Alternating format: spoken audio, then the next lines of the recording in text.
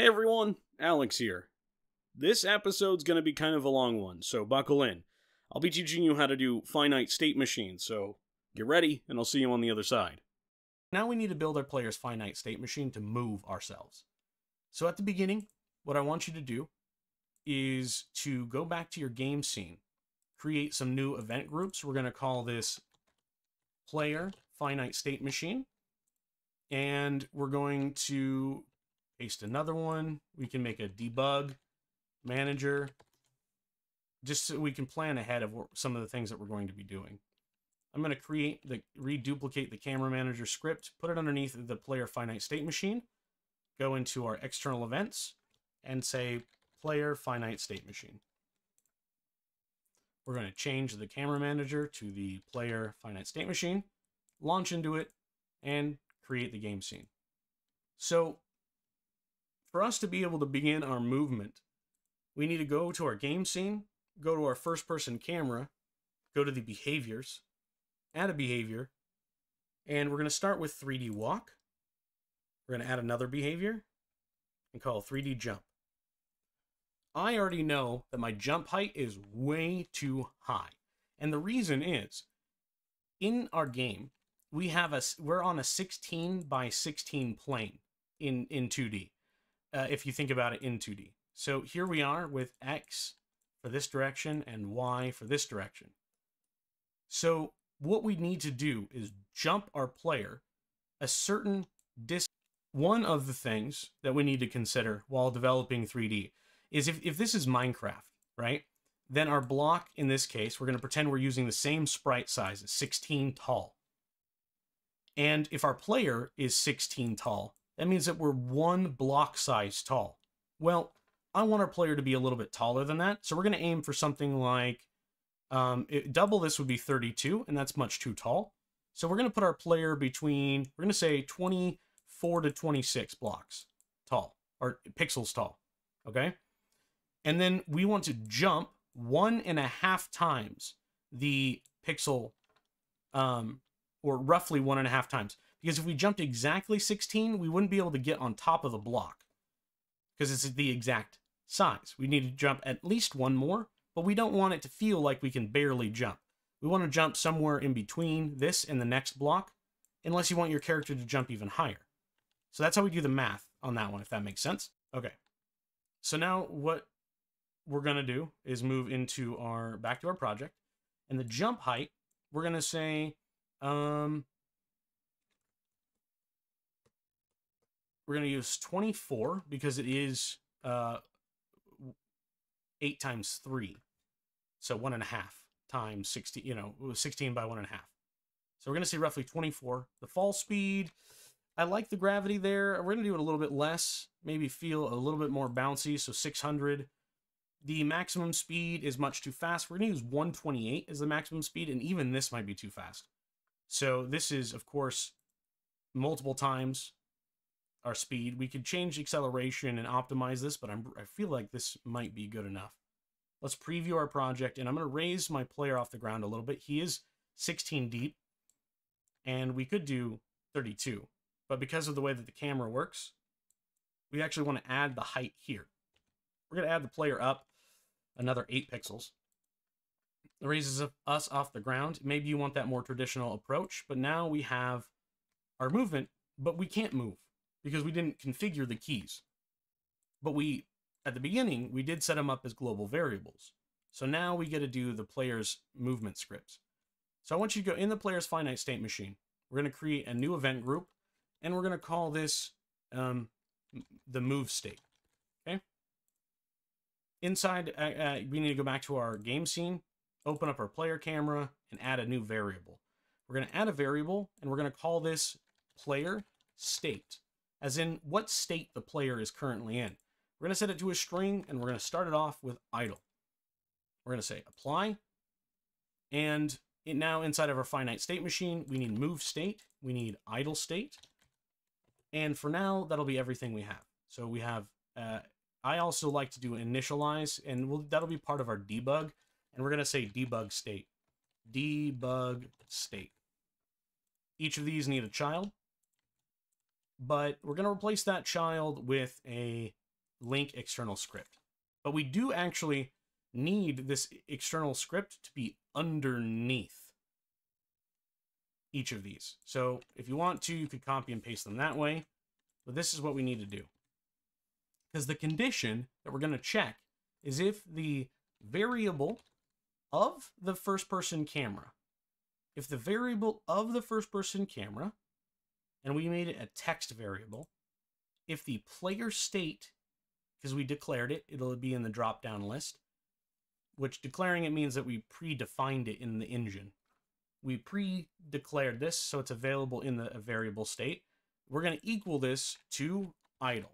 So right now, that's what it's set to in the engine. So as soon as the game begins, it'll check for the player's finite state machine and load the player into the idle state. We're going to link. We haven't created the scripts yet, so we got to create them. We're going to say player finite state machine idle.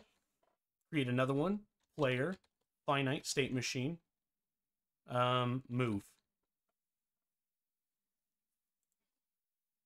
And we're going to duplicate the condition here and change this one to move. Now we can link our scripts, idle and move, and we're going to start in the idle script. Choose the scene, the game scene. And for idle, we're going to check if any of the keys are pressed and move out of idle. So we don't have animations with our character because we're not looking at them in 3D. So we don't need animations right now. Maybe our hands will animate, and later we will do that. So for now, we're going to do idle animation as an event group. Idle animation. And then we're going to make a new one called movement transition. Transition. Now we're going to add a condition in the movement, and we're going to check if this is true. We're going to say keyboard. So key, not keyboard, but key pressed text expression. Key pressed text expression. Now we're going to just, okay, we're going to copy this multiple times in the same one for all the keys.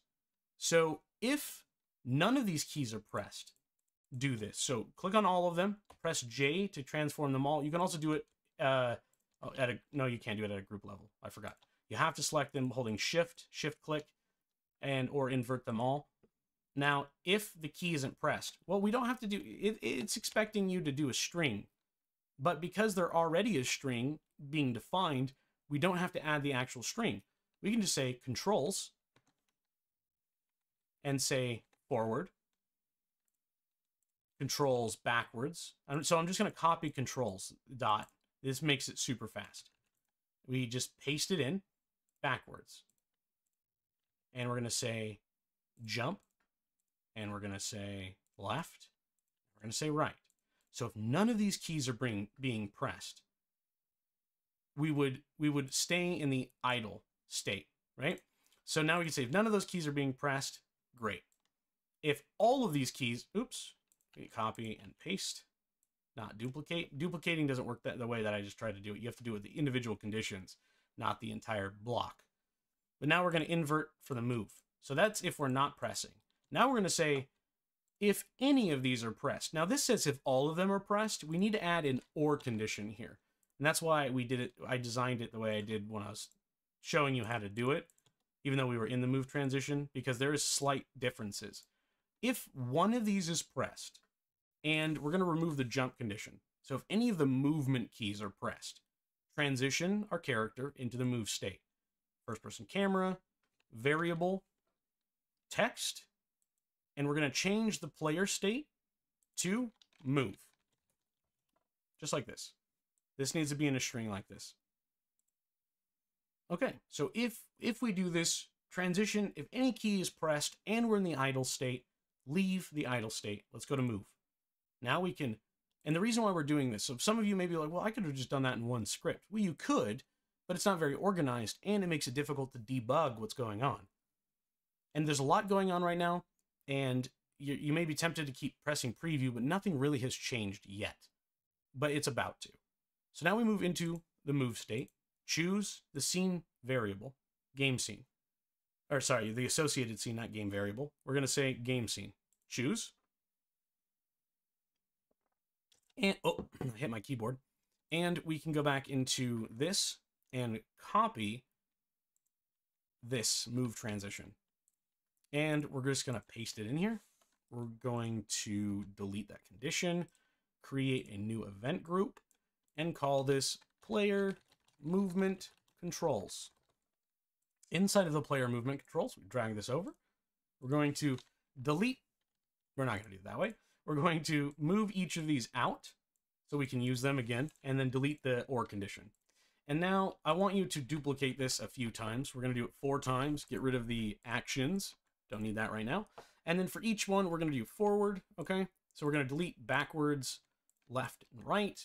The next one we'll do is backwards, then left, and then right. And now that we have the control, we need to simulate the control. So this works exactly like if you're doing a platformer or anything else.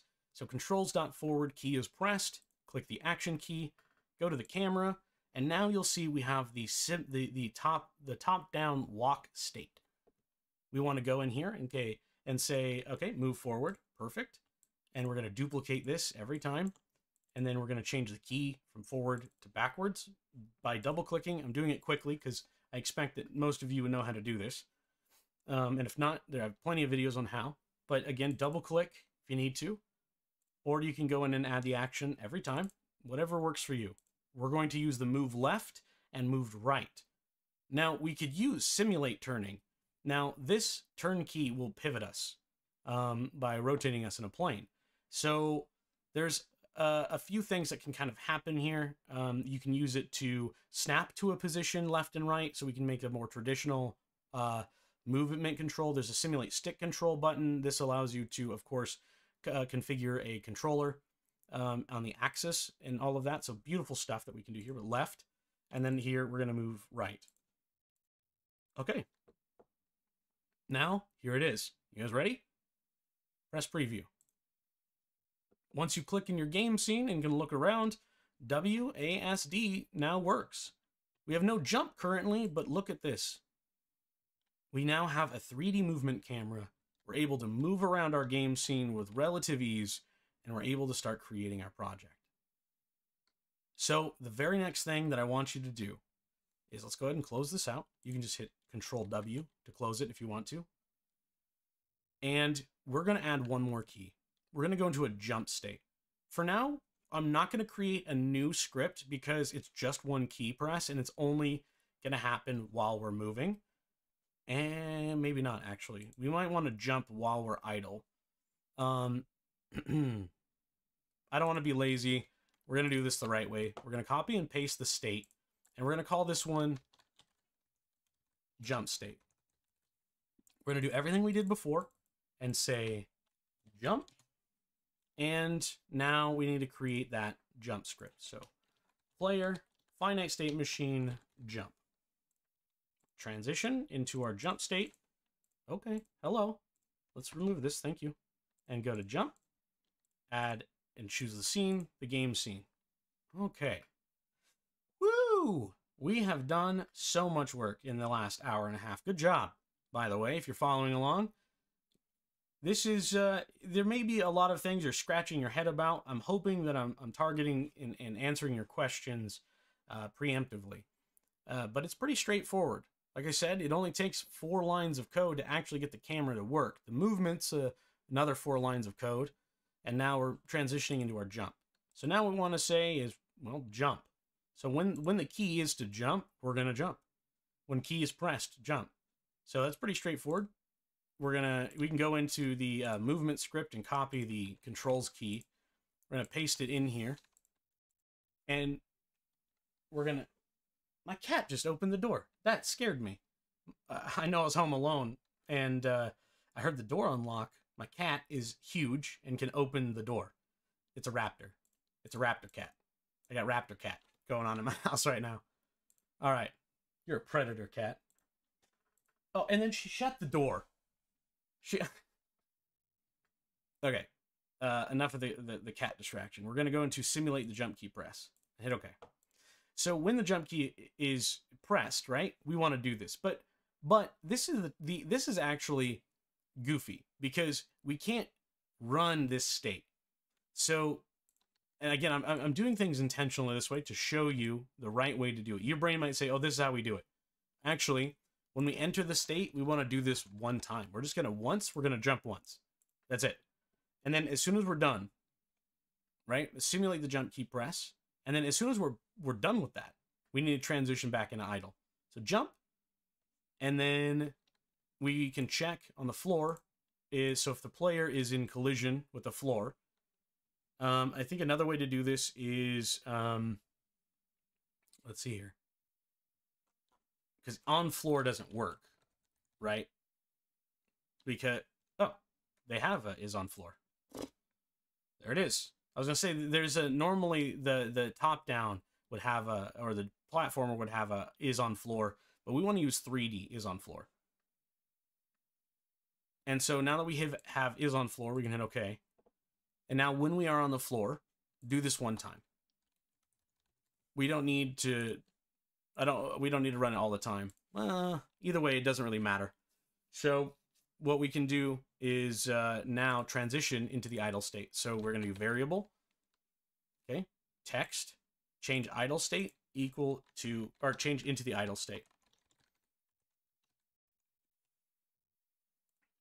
And what's really important here is we have to go back into the move state, copy our movement controls, and add them back to our jump state. And the reason is, okay, hello cat. Ow, that hurts. Why are you doing this? Ow. My cat is ripping up my leg. Okay, we're also going to duplicate this text, key jump, press. The reason why I haven't deleted it yet is because we're going to change it into the jump state. And then we're going to, just like this player movement. Okay, I'm going to have to get rid of you in a moment. We're going to copy this, move into our next transition, and we're just gonna make a new event group and call it jump transition. And now we have to add this jump transition to each transition. Like, what are we gonna do? How do we get out of here?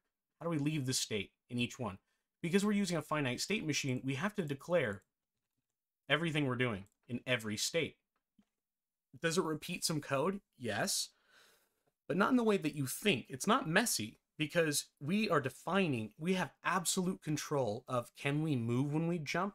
How do we move when we jump? How do we move when we're in idle? Well, obviously we don't move in idle. That's the whole purpose of idling. So then we don't have that control, but we need to know what we can do in idle. And we just said we can move in idle, get to the move state, and we can get to the jump state. So in the jump state, once we enter it, jump. And then while we're jumping, we can move around. And then with gravity applied and all of that, and now we can do a idle transition. So I'm going to, before we move on here, create a new event group and call it idle transition. And we're going to add that there. Now the idle transition may look different on each one. So when we enter the jump state, if we're on the floor, well, we're going to start on the floor. So we need to say, let's see here, is on the floor and isn't moving. So we need to go back in that move, the idle, and go to that idle animation script, copy that. That's why I left it here. So we're going to copy this, go back into our jump state, and add that condition here. So we're going to say, if we're on the floor, trigger this one time, or trigger this all the time. If we're on the floor and no keys are pressed, go back to idle.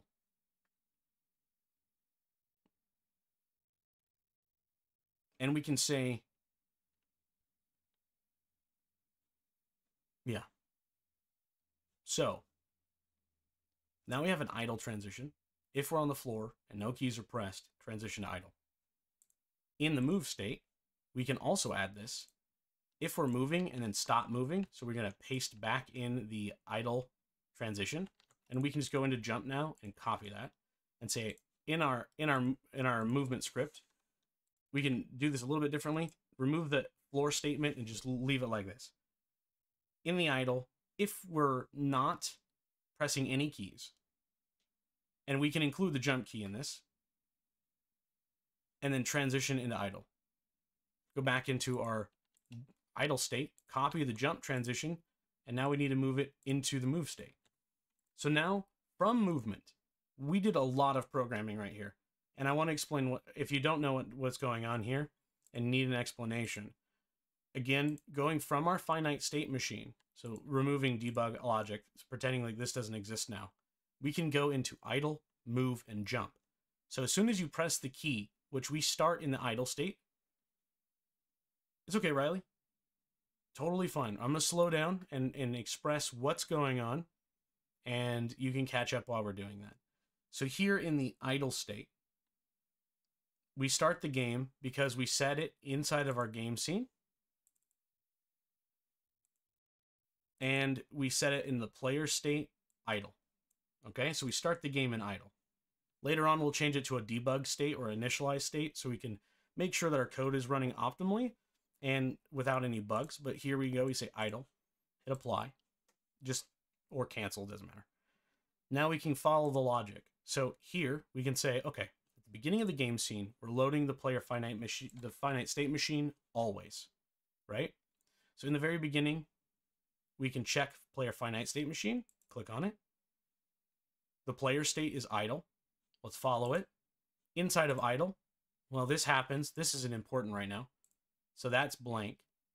In idle, we can either idle, which means do nothing, but we may add idle animations like the sword moving and things like that, so we'll just blank it out for now. And then we go into move transition. If any of these buttons are pressed, move, go to move.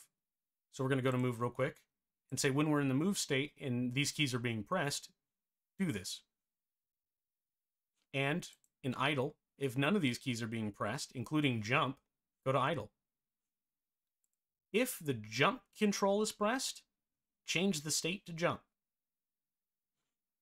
If the jump key is pressed, change to jump. Go to jump. Okay, what do we do when we enter the jump state? Trigger this once, jump. Just jump. As soon as you get in here, jump. Now, if you press any keys while you're jumping, rather than going to the move state, which we don't want to do, we want to jump and tell them what we can do inside of this state. If you want to move, we want to keep the logic in jumping because there's a fall, basically. Are you falling in this state? And maybe we want to limit the controls of how you fall. You could add a fall state, but for now, we're going to skip that and just say you can move while you're jumping. But if you're on the floor and no keys are being pressed, and even we're not going to do the jump key because you have no choice. You have to leave the jump state because as soon as you touch the floor and you're not jumping, you're returning immediately back to idle. And from idle, we can either go to the move state or jump. So now we have a full logic. If we press preview, now we can look around our screen and jump. And now, there it is. So if you're moving and then you jump, we can't jump again. You have to stop moving to jump. So that means that after we jump, we're moving and we're still in the jump state. So actually, we need to go into our jump state and say if we're not on the floor. So we're going to copy this and delete the bottom and say if we're on the floor, and this is true. Obviously, that's not what we want. We need to invert this, press J. If we're not on the floor and our keys are pressed, do this. And then if we're on the floor, for this one, we actually don't need these key presses. That was my accident. The idle transition for jump is specific. The jump transition for idle is if we're on the floor at all, go back to idle. If we're not on the floor, we can move. So now we can move and jump without needing to, there's no error there. So now we can walk and jump. Beautiful. Let me know what you thought about this video. Please leave a like, comment, and consider subscribing. Remember, happy game making, and I'll see you in the next video.